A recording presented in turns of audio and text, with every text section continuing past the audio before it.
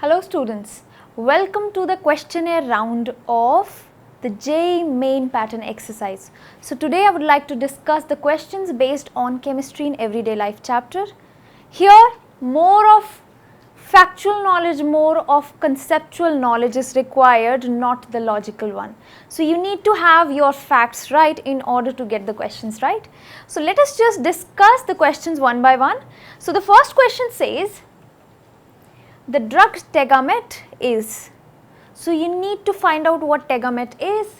If you try to recall what we have learned in the case of antacids, yes, that is the class of compound the Tegamet belongs to. So it belongs to the class of antacid, not analgesic, not antibiotic, not anesthetic, not antidepressant.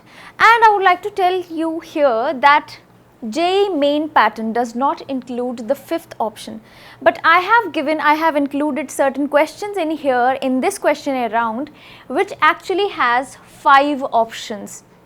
So you be more careful. So you will have to choose out of 5 now. The difficulty level has increased. So let us just try to test your knowledge. So the drug Tegamet is an antacid. So that is the actually common name for the medicine. What is it actually? Tegamet is actually cimetidine.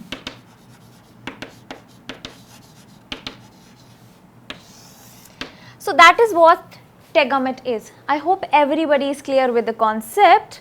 Now, let's move on to the next question. What do we have here? Now it says, which of the following is not an antacid? So I need to have the one which is not. So be very careful while reading the question. Not an antacid. That means we already have done that cimetidine is an antacid. If you look over here, aluminium hydroxide, and try to recall the concept of antacids. Antacids are actually the drugs which are necessary whenever we have got acid production, more of acid production in our stomachs during the digestion process.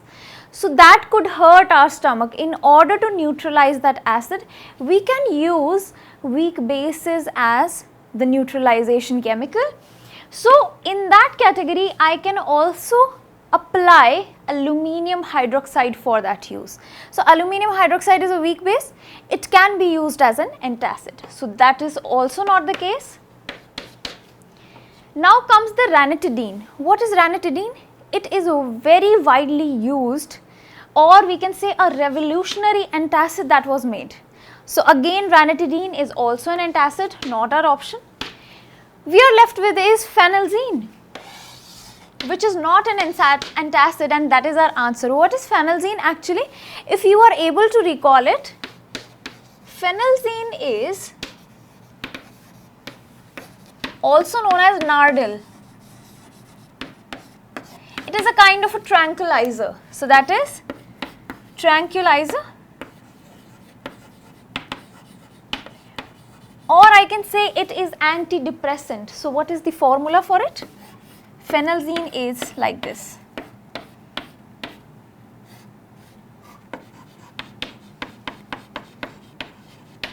So that is what phenelzine is, also an antidepressant. So I hope everybody knows how to draw the structure. Antidepressant. Now let's move on to the next question. So these are pretty simple questions. You just need to recall the concept and what all structures we have got. Now, which of the following is a bacteriostatic drug? So we have learned in the category of antibiotics, we have got bacteriostatic as well as bactericidal. Bacteriostatic are the ones which stop the growth of microorganisms. So out of all, I need to find out those which are bacteriostatic drug. So we have learned what is aminoglycosides. Again it is bactericidal. So that is bactericidal, nothing but streptomycin.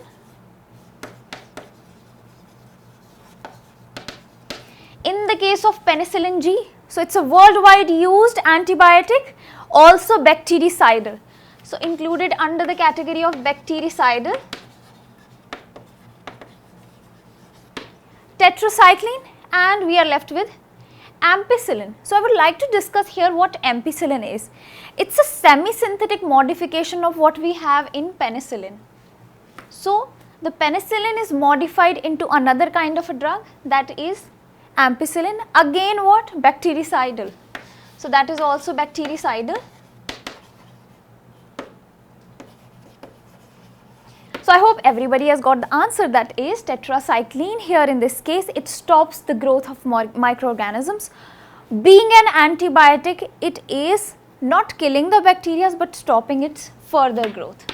So I hope that is very well clear to you and you have got the right option. Now let's move on to the next very question. What do I have? Let me just rub this off first. Okay, now they are asking bactericidal antibiotic. So we have already discussed that. Let us just mark out our correct option. So I need to have the bactericidal antibiotic. One is ofloxacin, erythromycin, chloramphenicol, tetracycline. So we have already done. Tetracycline comes under the category of bacteriostatic. So that is bacteriostatic. Now comes the chloramphenicol, very popular medicine, very popular antibiotic. Why? Because it's a broad spectrum antibiotic. It covers a range of microorganisms. It kills a range of microorganisms. So that is what? It is not killing but stopping. Again it is bacteriostatic. What comes next? Erythromycin.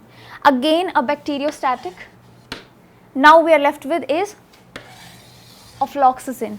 I hope everybody is clear with the concept. This is bactericidal.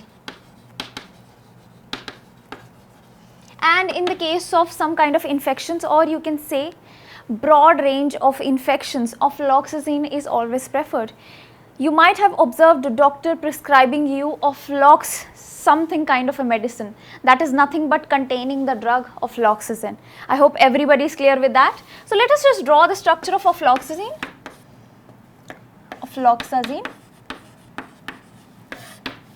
The structure is somewhat like this.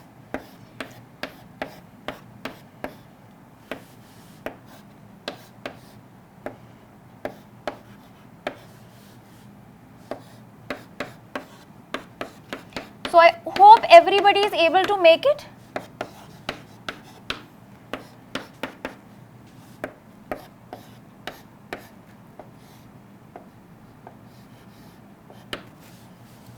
And yet it is remaining.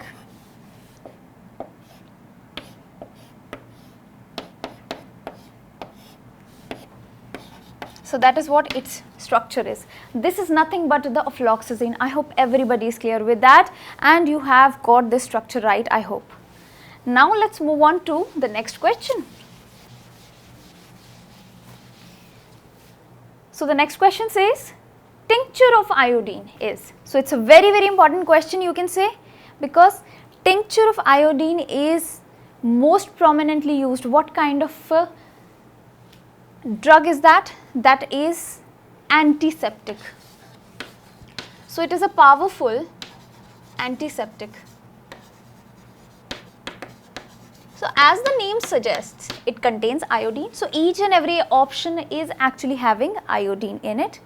But what is the specification for the formation of tincture of iodine? I hope you all know the specifications.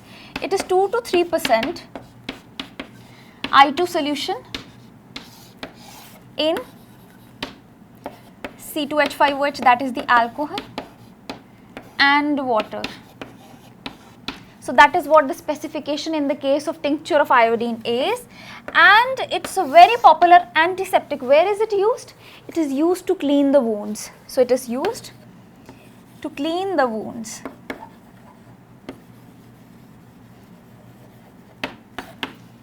So now we are through with the question. Let us just mark out the answer, the correct answer.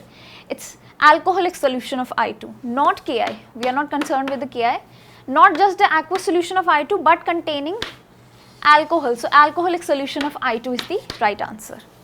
So let's move on to the next question.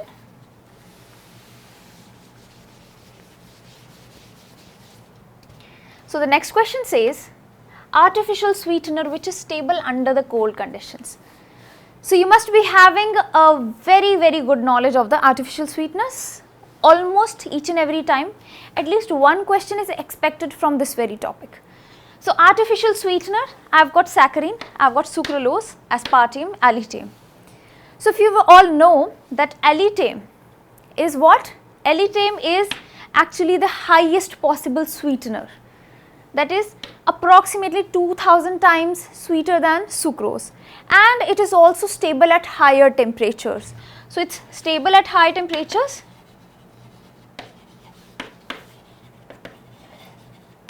So that is stable at high temperatures. Also what? Aspartame, sucralose and saccharin. So we all know what saccharin is. Saccharin is actually 550 times sweeter than sucrose, and it's most prominently used, but it again sustains temperature. If I talk about sucralose, sucralose again, it sustains temperature. It is mostly used for the baking purposes, for the cooking or baking purposes. So these options are not included, but aspartame.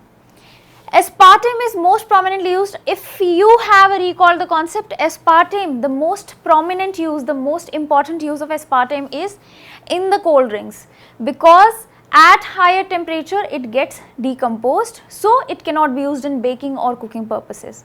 So basically aspartame is not stable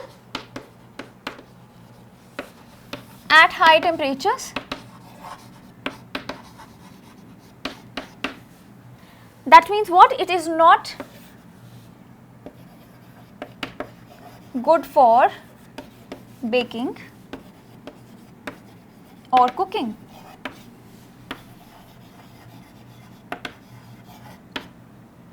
Also, it decomposes at higher temperatures.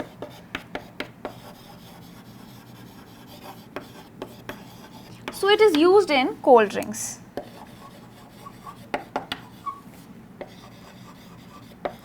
Now, what is the structure for aspartame? It is related to aspartic acid as well as the methyl ester of phenylalanine. So what we have got in the case of aspartame,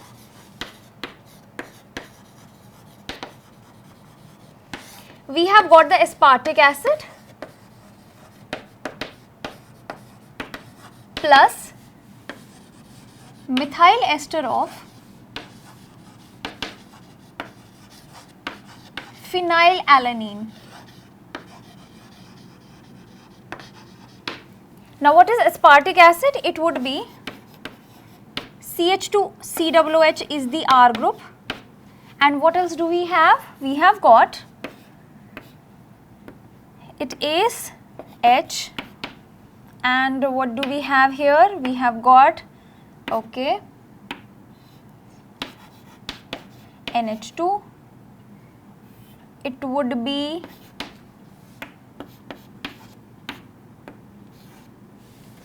okay. Now comes up what? The phenylalanine part. So it would be NH separated by a carbon, the phenyl group attached, and I need to make the methyl ester, that means COOCH3. So that is the compound we need. This is aspartame, and it is stable only at lower temperatures, that is used in the cold drinks. So I hope everybody is clear with the fact. Now let's move on to the next question. What do I have next? Salts of sorbic acid and propionic acid, completely a factual question. So salts of sorbic and propionic acid, are they used as antioxidants, flavoring agents? Again 5 options here: food preservatives, nutritional supplement and detergents. So if you try to recall all the kinds of salts, so those are actually just as what we discussed as the table salt. So table salt is used as a preservative. Sugar can be used as a preservative. These are the natural preservatives. class 1 type. But if I talk about the class 2 types, I get sorbic acid and propionic acid as my food preservatives. So these are actually the food preservatives, and what do is, it's a completely factual question, they inhibit the growth of microorganisms.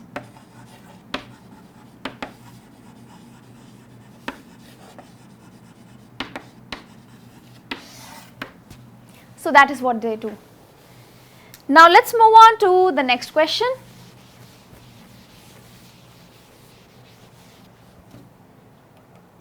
Organic detergent. Now comes up the question for detergents.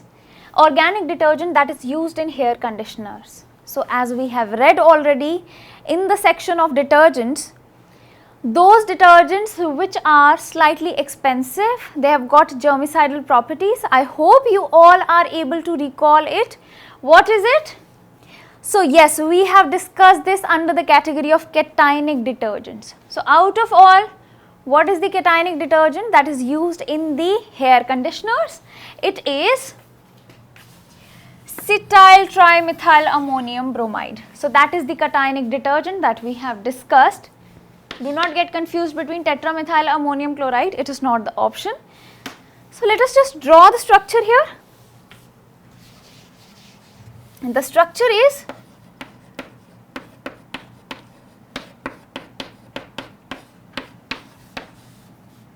it would be a nitrogen here. So it would be a nitrogen attached with 3 methyls and a counter ion, that is bromide here in this case. So this is the cationic part is the bigger one, that means it is cationic detergent. So that is cationic detergent.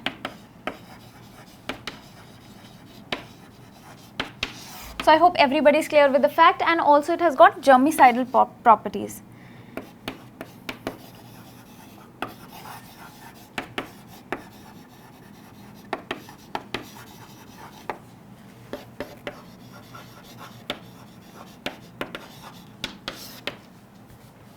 I hope everybody has copied it down. Now let's move on to the second last question, that what we have here. Which of the following is an anionic detergent? Now comes up the turn of anionic detergent. So what is an anionic detergent? Having the anion part that is bigger. So over here in this case we take up the lauryl alcohol. So what is the lauryl alcohol? It is this, and what do is, we firstly sulfonate it, by sulfonation process we get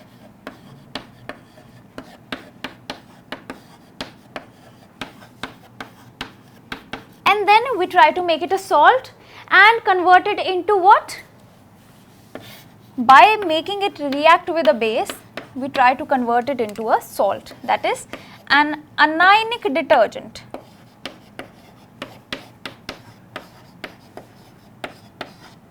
OSO3 negative, Na positive. So if you see over here, the anion part is the bigger one. So if you see over here, there is the anion part, and that is the biggest one out of the two. That means this is nothing but the anionic detergent. So that is anionic detergent. And that is what? Sodium lauryl sulfate. So that is the answer. This is the lauryl, this is sulfate, and this is sodium. So that is how they are naming the compound. So it is sodium lauryl sulfate is the answer. I hope everybody has got it. Now move on to the very last question. What do we have? The role of phosphate in detergent powder. So what is the role of phosphate? We add phosphate ions. What is the role of these phosphate ions? Why detergent is not having any kind of an interaction with the hard water? That is the answer over here, and it is hidden in the options. So it controls the pH level. I don't think so, because hard water does not require any kind of a pH shifting, pH adjustment.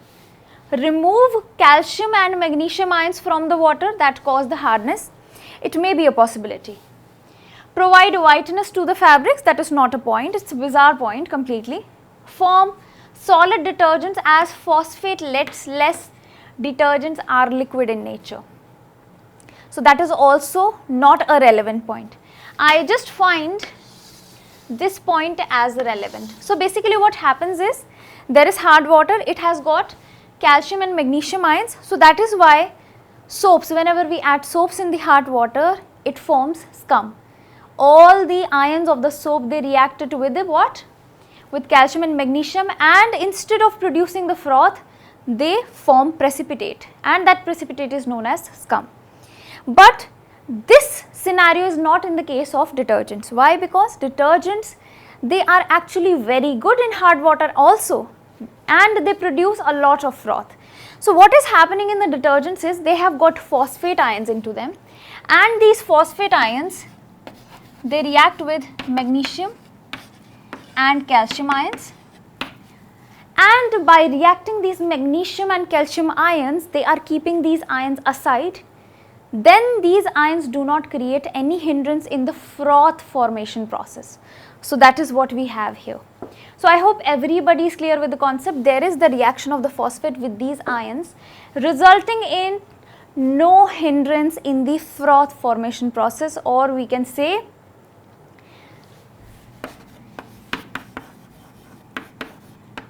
froth but not scum. No scum formation I can write over here. No scum formation due to this very reaction. This is the reaction that is happening in the case of detergents. That is why the detergents are also good in case of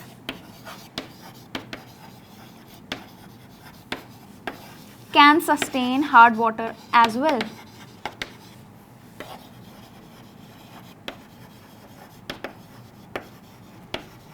I hope everybody is clear with the concept. Now I would like to ask you a question. So just take out your pens if you haven't, and a paper. You need to actually write down the structural formula for cimetidine. What is cimetidine? We have just discussed. That is a ranitidine. Sorry, that is just like a ranitidine, it is antacid. So what is the structure for cimetidine or tegamet that we have discussed? So the structure is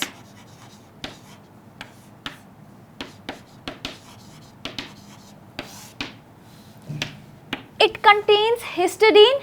Yes, that is the basis of the structural formula for cimetidine as well. So it is